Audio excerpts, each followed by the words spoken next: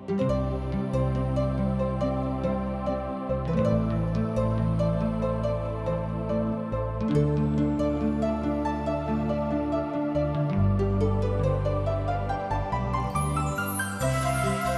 जिंदगी हमके एक के बार मिलेला। जिंदगी बहुते अनमोल हवे। अगर ए जिंदगी के जैसन जिए के चाही वैसे ही नहीं जियत तो जिंदगी नीरस हो जाई। यही खातिर TWR इंडिया जिंदगी के राह कार्यक्रम प्रस्तुत करता कि आपके परमेश्वर के रास्ता में आगे बढ़े में मदद कर सके और आप सब मस्त जिंदगी जी सके। कृपा करके देखी सुनी जना से परमेश्वर आपकी जिंदगी का रास्ता बतावे वाला ठहरस। प्रिय मित्र भाई बहन, भजन संहिता अध्याय 4 1 से 8 पद के आज हमनी के एकरा बारे में विचार विमर्श करे के और देखे के कि एकरा में का लिखल गइल बा और इहो विचार करे के कि दाऊद कौना परिस्थिति में कौना तरी अपना अनुभव के बखान कइले बने। तो आई हमनी के देखल जाओ। हम निश्चिंत सुत जाइना, हम फिर सकुशल जाग जाइना, काहे कि प्रभु तू हमरा के संभालेला। हम डराइना ना ओ लाखों सैनिक से जौन की चारों ओर से हमरा के घेर ले बाण लोग। हमने के तीसरा अध्याय में भी देखनी है जा यही बात के। एकरा के अंतकालीन भजन कहल गइल बा। अंतकालीन के शुरू करे खातिर सब विपत्ति तथा समस्या के होत भी राजा दाऊद के विश्वास परमेश्वर पर अटल बनल रहल बा और ऊ सब रात सुखद नींद में सुतल रहताने। उनका ना तो काम काज के आवश्यकता होत रहे, ऊ केवल परमेश्वर पर विश्वास करत बिछौना पर जात और सिर तकिया पर पड़त ही दाऊद सुतत और फिर जागत और उनका सब संसार के कोनो भय ना रहे। केहू उनका से पूछ ही लिहल का रहस्य बा कि तोहार साहस के, और उनकर जवाब रहे हम परमेश्वर से डराइना।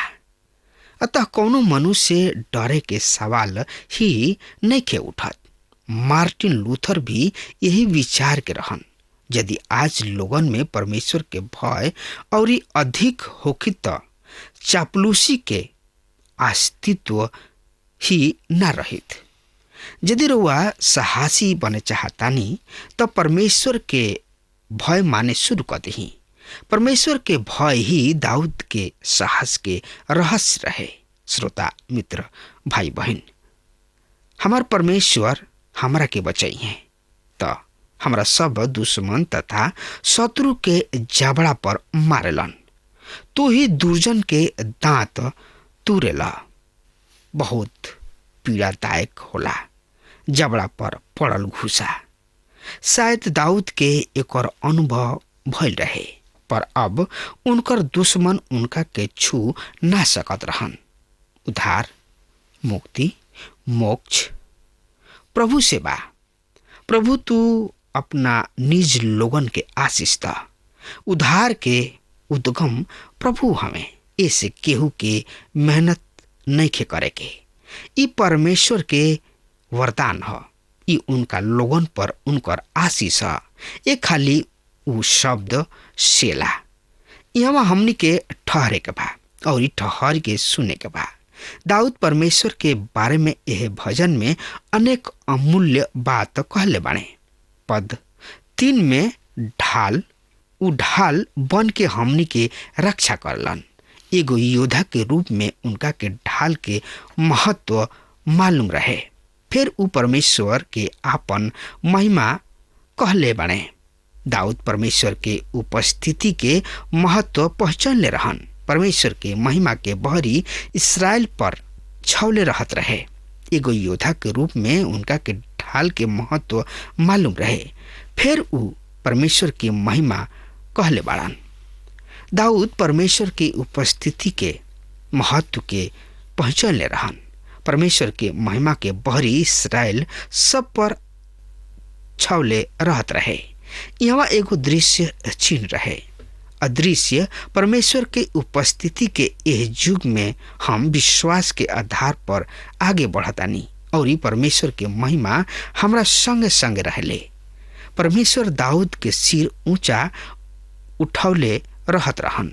परमेश्वर उनका से प्रतिज्ञा कइले रहन कि हम तोरा वंश पर सदैव आपन कृपा दृष्टि बनौले रखब और ऊ हमरा सिर के भी ऊंचा रखले बाणन।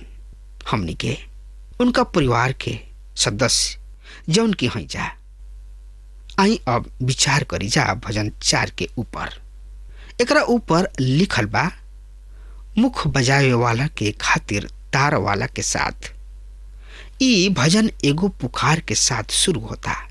संकट के समय परमेश्वर के लोग प्रार्थना के ही शरण लेलन, यानी कि शरण लेलन। परमेश्वर अपना लोगन के ढाल हवे। मित्र, त एकरा बारे में जानकारी खातिर रो हमरा संगे आपन पवित्र शास्त्र बाइबल निकाल ली और जेकरा किने पवित्र शास्त्र बाइबल नहीं के वो कृपया ध्यान से सुने और ये पवित्र शास्त्र बाइबल खातिर लिखे। पर जेकरा किने पवित्र शास्त्र बाइबल बा वो कृपया हमरा संगे निकाल ले नी। हाँ, तो ओमे देखी भजन संहिता 4 अध्याय के 1 पद ए तरी से बता रहल बा। हम रवा खातिर पढ़ रहल बानी। हे परमेश्वर, हमार पुकार सुना और हमार जवाब द। जब हम संकट में रही तू हमार सहायता कइला। अब हमरा पर अनुग्रह कर और हमार प्रार्थना सुना। प्रिय मित्र, संकट शब्द तनाव के घोतक ह। ई युग ही तनाव के युग ह और हमनी के आवश्यकता होला प्रोत्साहन के, जौन की उपलब्ध बा मात्र परमेश्वर के वचन में। प्रभु आपन समस्त पुकारे वालन के नजदीक बढ़े। ऊ ओहनी लोग के नियरा बढ़े जौन की सच्चाई से पुकारलन। प्रिय श्रोता मित्र भाई बहन, एकरा बारे में जानकारी खातिर वह हमरा संगे पढ़त सुनत सोचत विचारत चलत चली। त सोचे विचारे समझे खातिर अपन पवित्र शास्त्र बाइबल निकाल ली। हाँ, तो ओमे देखी भजन संहिता 50 अध्याय के 15 पद इस तरी से बता रहल बा। सुनी हमरो खातिर पढ़तनी। और संकट दिन में हमरा के पुकार, हम तोहरा के छोड़ाइब और तू हमार महिमा करब। श्रोता मित्र भाई बहन, यही लगले रुआ हमरा साथे यशायाह नबी के किताब उनका पुकारला के पहले ही हम ओकर जवाब देब। उनकर प्रार्थना समाप्त भी ना होई कि हम उनकर सुन लेब। श्रोता मित्र भाई बहन, पवित्र शास्त्र ऐसन ऐसन अनेक प्रतिज्ञा सबसे भरल पड़ल बिया। भजन 4 में रचयिता के दोहाई बा कि परमेश्वर उनका साथ बनल रहस। मनुष्य सब कब तक तोहनी लोग हमरा गौरव के अपमानित करत रहबा? कब तक निरर्थक बात सब के अभिलाषा और असत्य के खोज करत रहबा? ई झूठ और धोखा, ई खोखलापन है। ई जान ल कि प्रभु अपना भक्त के खातिर कार्य करलन। जब हम प्रभु के पुकारी ना, उ निसंदेह सुनलन।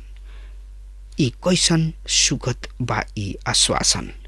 परमेश्वर हमनी के प्रार्थना सुनी है, तब हमनी के सही राह पर ले आवे के उद्देश्य 2 पद यहाँ दिहल गइल बा, जौन की चेतावनी भी बा। मित्र, त एकरा बारे में जानकारी खातिर वह भजन संहिता 4 अध्याय के 4 पद इस तरी से बता रहल बा। क्रोध मत कर, पर पाप मत कर। अपना बिछौना पर पड़ल मनन कर और शांत रह। कापत आज शायद ही देखे के मिलेला, प्रभु के योग बलिदान चढ़ावल और उनका पर भरोसा राखल। पौलुस प्रेरित इफिसुस के मसीही सब के आदेश देले रहन, क्रोध त कर लोग पर पाप मत करिह लोग। सूरज उगला से पहले तोहनी लोग के क्रोध जात रही। अब देखी रचयिता के आत्मविश्वास और भरोसा। ऐसा अनेक मनुष्य कहलन, काश हम भलाई के देख पड़ती। प्रभु अपना मुंह के अंजोर हमरा पर प्रकाशित करा। हम देख रहल बानी संसार में कतहीं भी सुव्यवस्था दिखाई ना देला, कहीं भी सुखद भविष्य के लक्षण नहीं खे। अब बस प्रभु ही स्थिति के सुधार कर सकत रहन।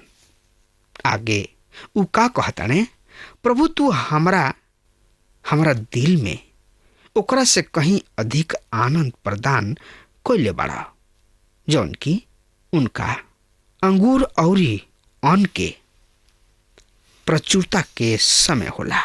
दाऊद हम सबन के तरी आदमी रहन, विपत्ति के समय उनकर हृदय भी निराशा गर्त में जा पड़ रहे। उनका आसपास अविश्वासी सब के एगो बड़ समूह बनल रहत रहे। समय ऐसन भी आइल जब उनकर आपन लोग जेकरा पर उनकर भरोसा रहे उनकर उपहास करे लगले लोग, उताना मारने लगले लोग। अब तोहार परमेश्वर तोहरा खातिर कुछ नैखन करे वाला, पर परमेश्वर मानव ना, वो अपना भक्त अपना उद्देश्य के अनुरूप व्यक्ति दाऊद खातिर आगे बढ़ के सहायता प्रदान कइलन। तब दाऊद के ई उद्गार ह, समृद्ध और प्रचुर फसल के द्वारा जवन खुशी हर्ष प्राप्त होला, ओकरा से कहीं अधिक हर्ष और संतोष उन्हें परमेश्वर की उपस्थिति, उनकर सहायता और जय से प्राप्त भइल। दाऊद परमेश्वर के भलाई, उनकर विध्वंस और उनकर महासमर्थ के सुंदर अनुभव प्राप्त कइलन। उहे परमेश्वर आज हमनियों के परमेश्वर हमें। उनकर रुचि रुआ व्यक्तिगत जिंदगी में भी बा। उ कबहू भी रुआ के संकट के स्थिति में ना छोड़ दी हैं। उनकर कान रुआ दोहाई के ओर हरदम लागल रहेला। परख के देखी। आगे रचयिता कहलन, त मित्र एकरा बारे में जानकारी खातिर रुआ हमरा संगे यही अध्याय के यानी कि 4 अध्याय के 8 पद एह तरी से बता रहल बा। सुनी, हम शांति पूर्वक लेट जाइब और सूत जाइब, काहे कि हे यहोवा परमेश्वर तू ही हमरा के सुरक्षित राखेला। सुख नींद कतना लोगन के खातिर एगो मृग मोर्चा के बन के रह गइल बा। का नैखन कर रहल लोग गहरा नींद के खातिर, और ये नींद बाकी उनका से दूर ही दूर भाग रहल बा। नींद के गोली, ई मालिश ऊ मालिश, फला तेल, नींद के खातिर का लोग नैखन कर रहल। और एकर का कारण बाकी एकरा से नींद दूर ही दूर भाग रहल बिया। परमेश्वर के व्यवस्था तुरल गोइल बा। उनकर आज्ञा सबके लगातार उल्लंघन कइल जा रहल बा। नींद के उद्गम परमेश्वर से दूरी बढ़त जा रहल बिया, और अन्याय, अनैतिकता और स्वार्थ, ई सब एगो मानव के सुखद निंदा से वंचित क देले। का आवश्यकता बा ए कृत्रिम साधन सब के माध्यम से अस्वाभाविक और मिथ्या निंद्रा के प्राप्ति के चेष्टा कइलन। परमेश्वर के पास सुखद नींद के सरल उपाय बा। मित्र, वह परमेश्वर से दूर काहे भाग रहल बानी? उनका से आपन संबंध ठीक कर ली, और दाऊद के तरी तकिया पर सिर राख के नींद के स्वप्नहीन गहन निंद्रा के हाथ में छोड़ दी। जरूरी नहीं खे अब व्यवस्था के अधीन हो जाई। फिर देखी ऐसन परमेश्वर के वरदान ताजगी देवे वाली सुखद और वास्तविक नींद रोगों को भी मिल जाई। मित्र, आज ऐसन बहुत लोग बाणे कि लोगन के नींद नहीं आवत। लेकिन काहे नींद नहीं आवत? प्रभु के साथ संगति नहीं खे, यही से लोगन के नींद हराम बा। तो एकरा से घबराए की कोनो जरूरत नहीं खे। प्रभु यीशु मसीह के चरण में आई और अपना सुखद जिंदगी के प्राप्त करी, काहे कि उहे मार्ग, सत्य और जिंदगी हमें। श्रोता मित्र भाई बहन, एकरे साथ अब हमार संदेश एजे खत्म होता। तब तक खातिर वो हमरा के आज्ञा देही। परमेश्वर वा के बहुते आशीष देस। आमीन। हमके विश्वास बा कि ई कार्यक्रम आप सब खातिर फायदेमंद सिद्ध भइल हुई। हम चाहतनी कि आप सब अपन अपन आशीष हमरों से बांटी। अगर आप सबके लगे बाइबल से चाहे आपकी निजी जिंदगी से कोनो सवाल होके, चाहे कोनो समस्या खातिर प्रार्थना करावे चाहतनी, तो हमारी फोन नंबर पर जरूर संपर्क करें।